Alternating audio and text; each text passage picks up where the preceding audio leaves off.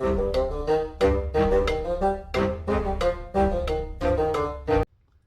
and welcome to the Critically Clueless. I'm Monk, and today we are going to be talking about this thing, the Xbox Elite Series 2 controller. Now, I've been using this controller for over 2 years now. In fact, I done a 60-second review about a year and a half ago where I talked about my experiences with this controller. Now, it has got a hefty price tag, so I figured it'd be a good time to go over this controller, give you a full review, go over its functions, and just my experiences with the controller over the last 2 years plus of using it. And of course, if that's the kind of content that you want to see, don't forget to hit that like button and subscribe to the channel that we don't miss out on more videos just like this. Now, for anyone that's been following my channel at all, they know that I play a variety of different games.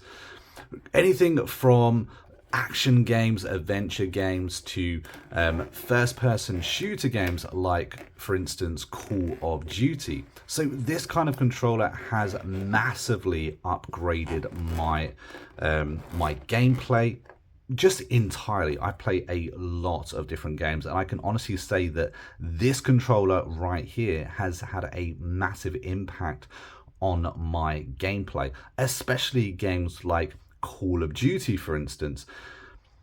Now, even if you're not like an absolute sweat, and even if you don't want to, rapidly improve your gameplay on a game like Call of Duty, this controller feels absolutely amazing. I love the way it sits and feels in your hand. I think it looks absolutely gorgeous as well. Yes, this controller does come with back buttons, which again, I think is kind of awesome.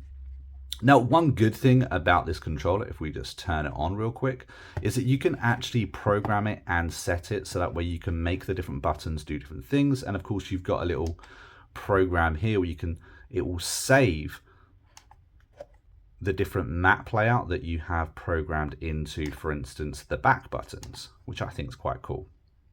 Also, another awesome little feature is the fact that you can actually remove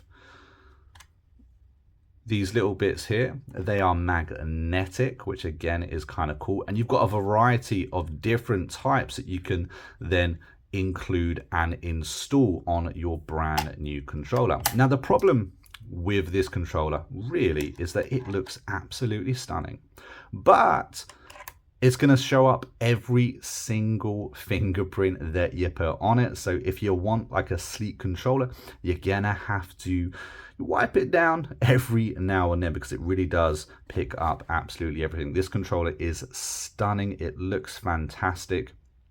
One of the good features about this controller that I do absolutely love is this right here. As you can see, you can actually adjust your triggers. So you can make it a hair-like trigger when it comes to shooting games, which I quite like. Just responsiveness.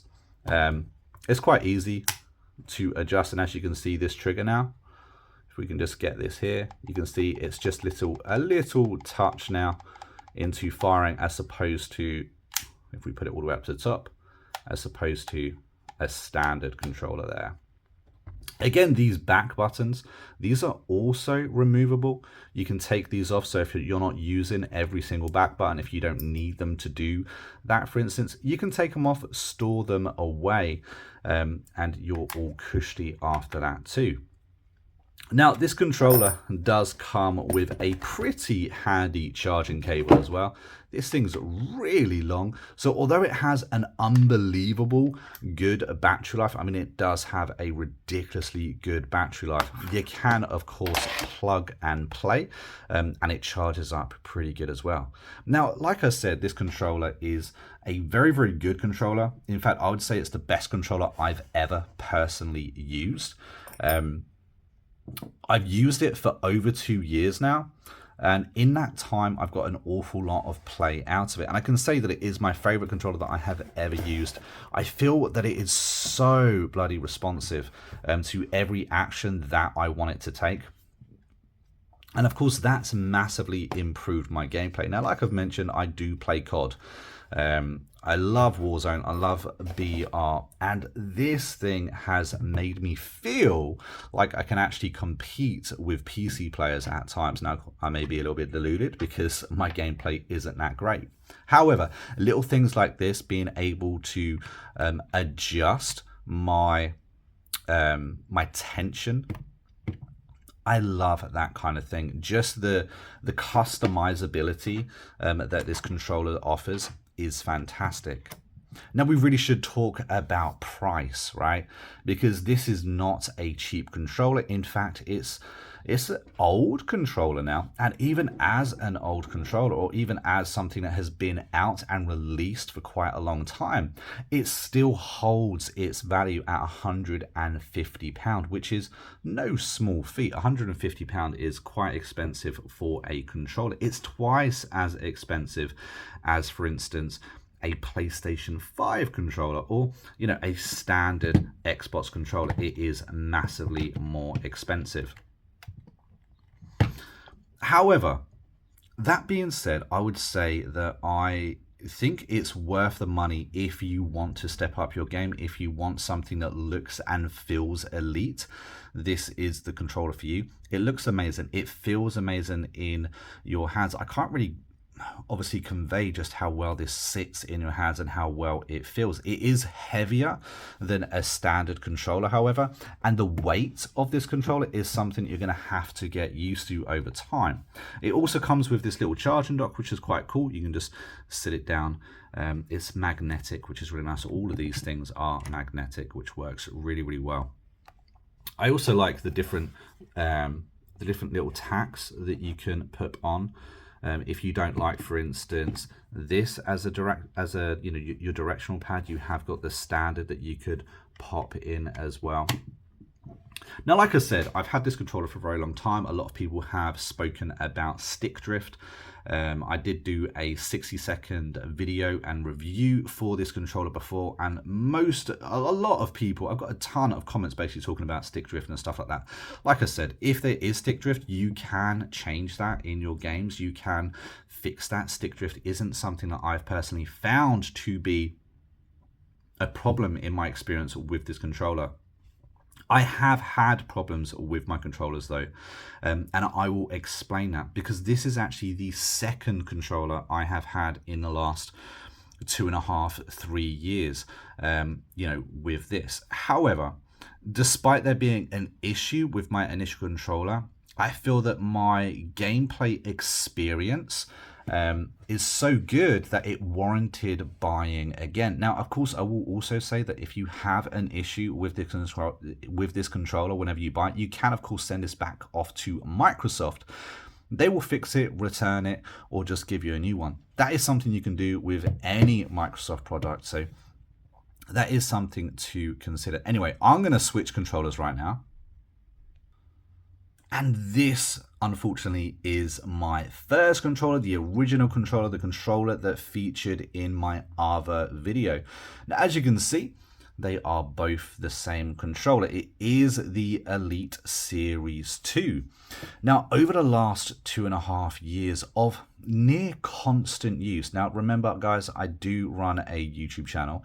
I am on the Xbox a fair bit, so it's not as if this controller does not get used, because it gets a lot of use. Now, as you can see, I have got some fraying here where the plastic, the rubber, has come away from the console slightly. I've also got this here too. I don't know if you can see that, but again, it's the rubber coming away from the controller. And if we flip it over to the back, we can see that these right here, these hair triggers, it's dropped and missing its slight little handle that the other one actually has. You can see that these ones are a little bit more apparent, and they've actually got like a little handle that you can flip up, flip down, whereas the controller that I've used, constant use now for 2.5 years, those little bits have just come off. It's still functional, I can still move it up and down, but that has come off, unfortunately, as well. But the main problem that I've actually had with this controller, and it's only been the last, say, month that I've had the problem, is that L1, boop, boop, boop, it no longer works, although it does work. It's just very, very stiff. So, these controllers are not, it's not as if they don't acquire problems. I've definitely had problems. I've never had stick drift. That's a problem I have never had. I've never had any problem with mobility or anything like that. But yeah, L1, unfortunately for me, is extremely stiff. It's a bit of a problem. I can't get in to clean it, unfortunately, either. That's a flaw with this controller. There's nothing I can do to fix that issue. And therefore I have had to get a brand new controller. However, for £150, I have warranted it worthy of actually straight up grabbing myself another controller instead of perhaps going back to the old controllers. I honestly feel that this controller is a step up in the right direction when it comes to Xboxes, and I really wish that that we actually had more of the old controllers like these new ones. I understand that these are a hell of a lot more expensive, but I can't really explain to you just how well I can control my characters, my movements on the Xbox now that I have the Elite Series 2 over the standard controller. Yes, it's a lot of money. Yes, eventually I have had issues, but I think for 2.5 years of constant use, constant service, the £150 has been well spent, in my opinion.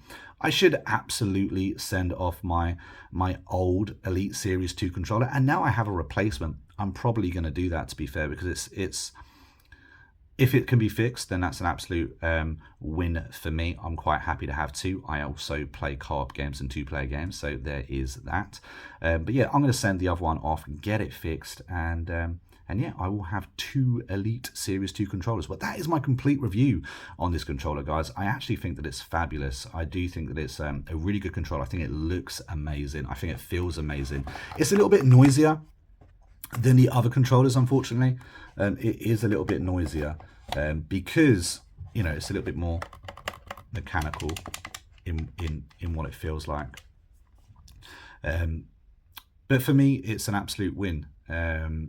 However, it's not without its flaws, and it has had its issues, looks wise when it comes to the old controller. The fact that this plastic has frayed off because of constant use is an issue, and the fact that our one again has stuck is an issue that is apparent in the old Xbox controllers, and I'm really not sure why they haven't managed to fix that in these new upgraded and Elite controllers as well. But anyway, guys, that's the end of this video. Hopefully you've found it useful, helpful, or just enjoyed the information I've shared with you. Of course, if you have enjoyed this video, don't forget to hit that like button. Don't forget to subscribe to the channel as well if you're interested in gaming and gaming reviews and all of that. And of course, if you've had an experience with the Xbox Elite Series 2 controller, please share it, guys, because I think that more importantly, it's about information. So if you have information about this controller that perhaps I haven't covered, let us know down in the comments. Let more people hear your experiences with this controller, both good and bad, of course, because at the end of the day, a review is just an opinion, and this is my opinion. I personally think that it is worth the money and worth the investment if you enjoy gaming and if you want to step up your performance in certain games. Racing games, again, is another game that I felt that I had more control over than with the original controller. So there's definitely certain games like first-person shooters, racing, anything that requires a higher sense of skill, then perhaps this could be the controller for you. But until next time, guys, I've been a Monk, we've been Critically Clueless, and I will see you in the next video real soon. Until then, take it easy and happy gaming.